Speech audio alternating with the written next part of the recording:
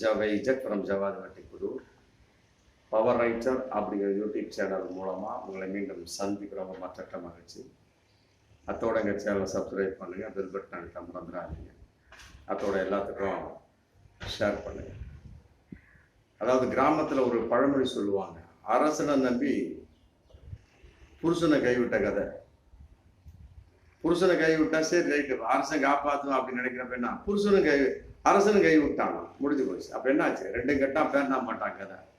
அரசனும் போச்சு, புருஷனும் போயிட்டான். அந்த பெண்ணோட நிலைமை என்ன? அப்படி ஒரு நிலைமையில தான் இன்னைக்கு தமாக எழுதிட்டு இருக்கு தமிழ் மாநில காங்கிரஸ், ஜி.கே. வாசனுடைய கட்சி.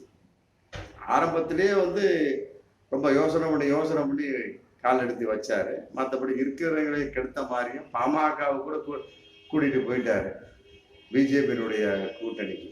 அன்புமணி ராமதாஸை மீண்டும் பேசி அதையும் கெடுத்து கூட்டிட்டு போயாச்சு. இப்ப இவரும் முணங்கிட்டு குட்டிச்சவரான கதையாக தமாக இன்று முழித்து கொண்டிருக்கிறது அப்படிங்கிறத இன்னைக்கு பகிரங்கமான உண்மை.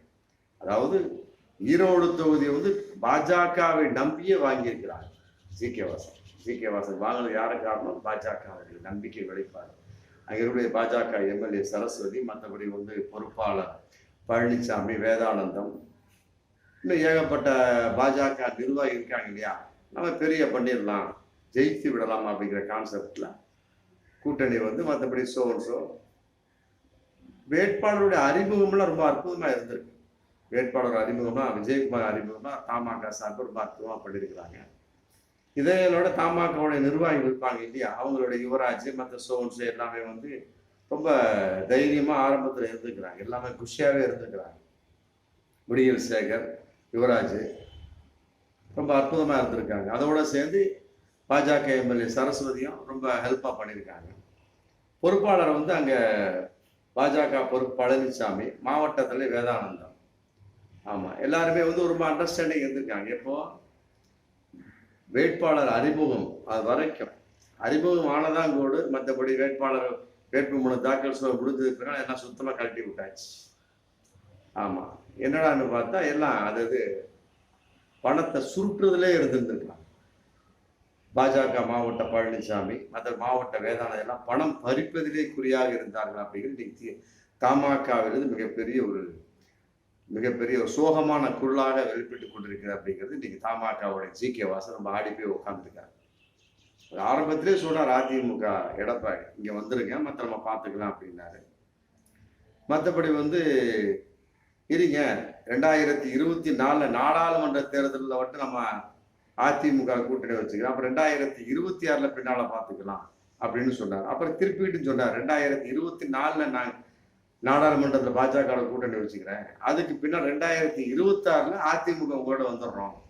எப்படி பாருங்க, ரெண்டு விதமான நிலைப்பாடு. பார்த்தார் எடப்பாடி, வந்தீங்கன்னா இன்னைக்கு வா, இல்லாட்டா அதோட காலி வராது அப்படின்ட்டார். அப்பயே சொல்லிட்டார் எடப்பாடி. அது என்ன ரெண்டு விதம், இங்க ஒரு காய் அடிக்கிறது, அப்ப அங்க ஒரு 2024 பாஜக, 2026 அதிமுக இல்லையா, 2024 அதிமுக 2026 பாஜகவுக்கு போயிடலாம், எப்படிலாம் ஒரு நிலைப்பாடு ஜி.கே. வாசன் நிலைப்பாடு. இதெல்லாம் பார்த்துட்டு என்ன பண்ணிட்டார், எடப்பாடி கழட்டி விட்டார். ஃபுல்லா வந்துருங்க, 2024 நம்ம பார்த்துக்கலாம், 2022 கூட்டணி பார்த்துக்கலாம் அப்படின்னு. அதற்கு பாஜக கடைசி வரைக்கும் ஜி.கே. வாசன் ஒத்துக்கல. இன்னைக்கு மாட்டி முடிச்சுட்டு இருக்கிறார். ஏகப்பட்ட இடங்கள், அவர் நின்ற இடங்கள் ஏகப்பட்ட இடங்கள் பாஜக தமாக வேட்பாளர்கள் ஒத்துழைக்கவில்லை அப்படிங்கிறது மிகப்பெரிய விஷயம். சரி, என்னதான் பண்றாங்க அப்படின்னா, பணத்தை வாங்கிக்க வேண்டியது, பிரிச்சு எடுத்துக்க வேண்டியது. கீழே இருக்கக்கூடிய பூத்து கமிட்டி சோன்சோ எதுலையுமே யாருக்குமே கொடுக்கல. அதனால ஈரோடு தொகுதி தமாக வேட்பாளர் விஜயகுமார் தோல்வி அடைவது உறுதி அப்படிங்கிற மாதிரி இன்னைக்கு மிகப்பெரிய ஒரு தகவல் போயிட்டு. சரி, அப்புறம் பாஜக எம்எல்ஏ சரஸ்வதி நம்பி இறங்கினா அந்த அம்மாவோட நிலைப்பாடு என்ன அப்படின்னு கேட்டா, அங்க நிக்கிறது அதிமுக சார்பா ஆற்றல் அசோக்குமார், யாரு அந்த அம்மாவுடைய மருமகன். எப்படி அந்த அம்மா ஆப்போசிட்டா வேலை செய்யும் பார்த்துருக்கு, ரைட்டு, ஓகே, 2-3 நாள் பார்த்துருக்கு. நான் அங்க இந்த மாதிரி அப்படி இப்படி சொல்லிட்டு சில நிலைப்பாடு. ஏன்னா ஆல்ரெடி வேதானந்தத்துக்கும் சரஸ்வதி அம்மா அந்த அம்மாளுக்கும் கருத்து வேற்றுமை நிறைய இருந்துட்டு இருக்கு. அதன் அடிப்படையில் சில பிரச்சனைகள் வந்திருக்கு போல இருக்கு. வேதானந்தம்மை சரஸ்வதி அம்மாவை ஓட்டி விட்டாரா, மற்றபடி அந்த அம்மாவோடைய மற்றபடி எங்கெங்க நீலகிரி, மதுரை, நெல்லை, மற்றபடி நாமக்கல், கோவைன்னு அந்த அம்மாவில போயிடுச்சான்னு தெரியல. எப்படியோ 2 1 நாள் இருந்துட்டு அந்த அம்மா எஸ்கேப். கேட்டோம்னா அங்கெல்லாம் போய் பிரச்சாரம் முடிஞ்சு போட்டு அவங்க போயிட்டாங்க. அப்புறம் மற்றபடி இருக்கக்கூடிய சமயத்தில் கோஷ்டி பூசல் ஆளாளுக்கு ஒரு கதையை சொல்லிக்கிட்டு எல்லாரும் போகக்கூடிய சமயம் என்னாச்சு, தமாக இருக்கக்கூடிய நிர்வாகம் என்ன பண்ண சைக்கிள் எடுத்து அவங்களே பிரச்சாரம் பண்ண ஆரம்பிச்சிட்டாங்க. பாஜகனாவே எந்த பிரயோஜனமும் கிடையாது அப்படிங்கிறது தமாக வகை சுத்தமாக தெரிஞ்சு போச்சு. மேலிடத்துக்கு சொன்னவொன்னே ஜி.கே. வாசன் ரொம்ப வெக்ஸ் ஆகிட்டார். ஏன்னா பாஜகவை நம்பி தான் வந்து ஈரோடு தொகுதியை வாங்கினது தமாக. நல்லா புரிஞ்சுக்கிறோம். இன்னைக்கு பாஜகவை கழட்டி விட்டாங்க அப்படின்னா அப்புறம் தமாக எப்படி வர முடியும்? பாஜகவினரோட உழைப்பே ஈரோடு தொகுதி இல்லைங்கிற மாதிரி தான் எனக்கு ரிசல்ட்டே போயிட்டு இருக்கு. அப்படிங்கிற தமாக தோல்வி வந்து உறுதியாகி விட்டது அப்படிங்கிறது பகிரங்கமான ஒரு விஷயமா இன்னைக்கு போயிட்டு இருக்கு. இதன் அடிப்படையில் அமமுக கான்செப்ட் சில கேள்விகள் கேட்டிருக்கிறாங்க. அவங்கள்ட்ட ஒரு அமௌண்ட்டை கொடுத்து பாஜக சரி கட்டிட்டாங்க. இதுல ஒண்ணு கூத்து என்ன அப்படின்னு கேட்டா, ஜி.கே. வாசன் சம்பந்தப்பட்ட தமாக பிரமுகர் என்ன பண்ணியிருக்கிறாங்க, பாஜக நம்புறதுனால அமமுக பாமக மற்றபடி சில ஐஜேகே சம்பந்தப்பட்டவங்களெல்லாம் வந்து மதிக்காமல் இவர்கள் பாஜகவை மட்டும் மதித்து நம்பிக்கையா நடந்து கொண்டார்கள். ஆனா நேர் ஆப்போசிட் என்ன பண்ணிட்டாங்க, பாஜக தூக்கி விசிறு அடிச்சுட்டாங்க. இப்ப என்ன ஆச்சு? அவ்வளவுதான், சரத்குமார் கதை தான். ஆமா, வரக்கூடிய இதுல ரிசல்ட் தெரிஞ்சது அப்படின்னா தமாக வந்து பாஜக இணைந்து விடலாம் அப்படிங்கிற கான்செப்ட் இல்லை. எந்த அளவுக்கு கட்சி நடத்த போறாங்க தெரியல. ஆல்ரெடி சொன்னாங்க ஏகப்பட்ட பேர், ஆமா பாஜகவுக்கு போகாதீங்க, தமாக உங்களுக்கு எப்படியாவது கட்சியை 2ஆ 3ஆ ஒட்டச்சு சிதைச்சு சின்னாபனப்படுத்தி போடுவாங்க, அதனால கட்சியே இருக்காது, இருக்கிறது 2 ஒரு நபர்கள், அதை வச்சா கட்டியை ஓட்டிட்டு இருக்கீங்க. அதே நேரத்துல நிர்வாக குழு கூட்டக்கூடிய சமயத்துல பொதுக்குழு கூட்டக்கூடிய சமயத்துல கட்டாயம் அவங்களும் சொல்லியிருக்காங்க, பாஜகவோட கூட்டணி தேவையில்லை. தமாக சார்பா சொல்லியிருக்காங்க, பாஜகவோட கூட்டணி வேண்டாம், நம்ம வந்து அதிமுக கூட்டணி போயிடலாம் அப்படின்னு சொல்றது ஜி.கே. வாசன் மட்டும்தான் வந்து ஒப்புக்கொள்ளவில்லை. அதுல சில யுவராஜ் தனிப்பட்ட முறையில சந்திச்சு வந்துட்டார். யார? எடப்பாடி சேலத்துக்கு சந்திச்சார். அது கூட மிகப்பெரிய சர்ச்சையா போயிட்டு இருந்தது அன்னைக்கு. அப்ப என்னாச்சு, ஜி.கே. வாசன் எடுக்கப்பட்ட ஒரு தனிப்பட்ட முடிவாத்தான் இன்னைக்கு பார்க்கக்கூடிய விஷயம். தமாக பாஜக கூட்டணி இன்னைக்கு வந்து பாஜகவோட எந்த வகையிலுமே ஒத்துழைக்கவில்லை. தமாக எந்தெந்த இடத்துல நின்றுச்சோ அந்த இடத்துல எல்லாமே பாஜகவில் ஒத்துழைக்கவில்லை. ஆமா, பணத்தை கொடுத்த பணத்தை சுருட்டிட்டு கிளம்பிடுறாங்க. அப்படிங்கும்போது இன்னைக்கு டெபாசிட்டாவது வருமா அப்படிங்கிற ஒரு விஷயம் இன்னைக்கு பகிரங்கமா போயிட்டு இருக்கு. ஆமா, டெபாசிட் வந்தா பார்ப்போம், இல்லையா மிகப்பெரிய ஒரு தோல்வியா மீண்டும் அதிமுக கூட்டணிக்கு போயிடலாம் அப்படின்னு இன்னைக்கு ஜி.கே. வாசன் வந்து மல்லாக்கப்படுத்தி விட்டத்தை பார்த்து ஐடியா போட்டுட்டு இருக்கிற மாதிரி இன்னைக்கு தகவல் போயிட்டு இருக்கு. அதுதான் நடக்கும், வேற வழிகள். இது முதல்லயே வந்திருந்தா கௌரவ தோல்வியாக நடந்திருக்கும், இல்லை ஏதோ ஒரு சீட்டாவது வந்திருக்கும். ஆமா, அதிமுக சம்பந்தப்பட்ட வகையில கூட்டணி சேர்த்திருந்தா தமாக ஒரு சீட்டாவது வந்திருக்க வாய்ப்பு இருக்கு. இன்னைக்கு வந்து எந்த ஒரு வகையிலுமே டெபாசிட்டாவது கிடைக்குமா அப்படிங்கிற மிகப்பெரிய ஒரு தரிகிடதும் இன்னைக்கு போயிட்டு இருக்கு. அப்ப என்ன ஆகும்? ஆமா, ஒருவேளை வந்து தமாக ஜி.கே. வாசன் பாஜகவோட தன்னை கட்சி இணைத்து விட போகிறாரோ சரத்குமார் மாதிரி அப்படிங்கிற ஒரு தகவல் இன்னைக்கு போயிட்டு தான் கூட ஒரு கட்சியை நடத்தணும் இல்லையா, சாதாரணம் கிடையாது.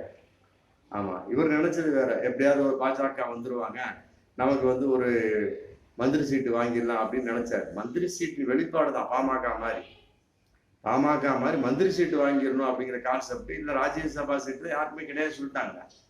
எப்படியோ ஒரு வகையில நம்ம மந்திரியா ஆகிடலாம் அப்படின்னு கான்செப்ட் பண்ணாரு.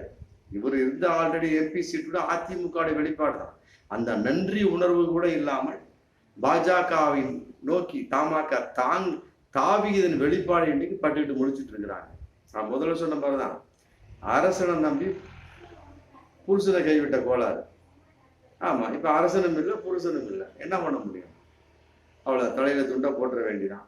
பொதுவாகவே பாஜகவை நம்பி எந்த கட்சி உருப்பிட்டதா சரித்திரம் இல்லை. அதை வட இந்தியாவிலும் சரி, இங்க நம்ம தென்னிந்தியாவில் அப்படிதான் போயிட்டு இருக்கு. இது வந்து தமாகவுக்கு புரிந்திருந்தாலும் கூட அவரா ஒரு நிலைப்பாடு வச்சாங்க. கட்சியில ஏகப்பட்ட எதிர்ப்பு கூட்டணிக்கு. இப்போ வந்து அது ஊர்ஜிதமாகி விட்டது அப்படிங்கிற ஒரு கான்செப்ட்ல இன்னைக்கு ஜி.கே. வாசன் பட்டு விழித்து கொண்டிருக்கிறார் அப்படிங்கிற பகிரங்கமான உண்மை. எப்படியோ ஒண்ணு 2026 ஏகப்பட்ட பேர் பாஜகவில் இருக்க மாட்டாங்க. குறிப்பா பாமக தமாக ஐஜேகே கூட இருக்க மாட்டாங்கன்னா அப்படிங்கிற ஒரு தகவல் இன்னைக்கு போயிடுச்சு. ஏன்னா ஏகப்பட்ட பேர் ஒர்க் பண்ணவே இல்லை பாஜகவில். அமௌண்ட்டை வாங்க வேண்டியது சரியா அமௌண்ட்டை அடிச்சிட வேண்டியது முடிஞ்சு போச்சு. ஆமா, அண்ணாமலை வகையில கூட ஏகப்பட்ட குளறுபடி நடந்தா தான் இன்னைக்கு பகிரங்கமான ஒரு தகவலா போயிட்டு இருக்கு. அண்ணாமலைக்கு மட்டும் இப்போ 25 சி கொடுத்ததாக ஒரு தகவல் போயிட்டு இருக்கு. அது எந்த அளவுக்கு உண்மையே தெரியல. மற்றதுக்கெல்லாம் 18 சி 18 சி 15 சி கொடுத்தாலுமே கூட நைனா நாகேந்திர வகையில் 4 கோடி மாட்டிச்சு பாருங்க. அந்த கான்செப்ட் மிகப்பெரிய ஒரு இதா போய் இன்னைக்கு பாஜக மேல இருந்த மிகப்பெரிய ஒரு சின்ன அபிப்பிராயம் கூட போயிடுச்சு. அப்ப என்ன ஆகும்? பாஜக மேல பாஜகவினருக்கு நம்பிக்கை இல்லாத ஒரு விஷயமா இன்னைக்கு தகவல் போயிட்டு இருக்கு. அப்ப தமாகவோட நிலைப்பாடு தலையிடத்து முடிஞ்சு போச்சு. பார்ப்போம், வரக்கூடிய ஜூன் 4 ரிசல்ட் கம்ப்ளீட்டா தெரிஞ்சு போயிடும். ஆமா, அதனால பாஜகவினர் ஏகப்பட்ட பிரமுகர்கள் கட்டாயமா தன்னுடைய கூட்டணிகளுக்கே ஒத்துழைக்கவில்லை அப்படிங்கிறது பகிரங்கமான. இதெல்லாம் ஒரு இன்னொரு விஷயம். மாவட்ட தலைவர் வேதானந்தத்தின் வலதுகரமா இருக்கக்கூடிய கள்ள நோட்டு கணபதியாம், அவருக்கு தான் இதுல மிகப்பெரிய ஒரு பங்கு இருக்கான் அப்படிங்கிற ஒரு தகவல் இன்னைக்கு போயிட்டு இருக்கு. ஆமா, தமாக அவனர் கேட்டிருக்காங்க, கேள்வியோட கேட்டிருக்காங்க, என்னங்க இப்படிலாம் இருந்தா எப்படி? அவர் உங்களை நம்பித்தானே நாங்க ஈரோடு தொகுதியை நாங்க கேட்டு வாங்கணும் அப்படின்னா முருகானந்தத்தை கேட்டு அவர் சொல்லிட்டாராம். இவரு பேர் மாட்டாங்கிறது இப்போ பொறுப்பாளர் பழனிசாமிகிட்ட கேட்டால் அவர் சொல்லிட்டாராம். இது மன்னிக்கு மாவட்ட தலைவர் வேதானந்தத்தை கேட்டாங்கன்னா அவர் சொல்லிட்டா, நீங்க போய் பழனிசாமியை போய் கேட்டுக்கன்னு சொல்லிட்டாராம். அப்புறம் என்ன எல்லாம் என்ன பண்ணிட்டாங்க, நேரம் திருப்பூர் போயிட்டாங்க. ஏபி முருகானந்தம் அங்கே போட்டிடுறாரு இல்லையா? அப்போ என்ன ஆகுது, ஈரோடு கழட்டி விட்டாச்சு. எல்லாமே ஏபி முருகானந்தத்தை நோக்கி போயிட்டாங்க. திருப்பூரில் பாஜக ஜெயிக்கும் தனிப்பட்ட முறையில் அப்படிங்கிற ஒரு தகவல் கூட இன்னைக்கு ஒரு வேறு விதமாக வந்துகிட்டு இருக்கு. அப்போ ஈரோடு காலி முடிஞ்சு போச்சு. அப்போ என்ன ஆச்சு, ஏபி முருகானந்தத்தை நோக்கி பிரமுகர் பாஜக எல்லாமே தமாகவை கழட்டி விட்டு போட்டு அங்கே போயிட்டாங்க. பக்கத்து ஏரியா தானே. அப்படிங்கும்போது என்ன ஆகும், தமாகவுடைய தோல்வி கன்ஃபார்ம். ஏபி முருகானந்தம் எந்த அளவுக்கு வெற்றி பெறுவார் பார்ப்போம். ஜூன் 4 தான் தெரியும். ஆமாம், எப்படிதான் இருந்தாலும் சரி, என்ன கூட்டணி இருந்தாலும் சரி, ஆமாம், அவர்கள் அவருடைய கட்சி நிலைப்பாட்டின் அடிப்படையில் பணத்துக்கு அடிமையாகித்தான் வேலை செய்கிறார் என்று பகிரங்கமான உண்மையா இதுல தெரியுது. பார்ப்போம் மீண்டும் அடுத்த வீடியோ. நன்றி.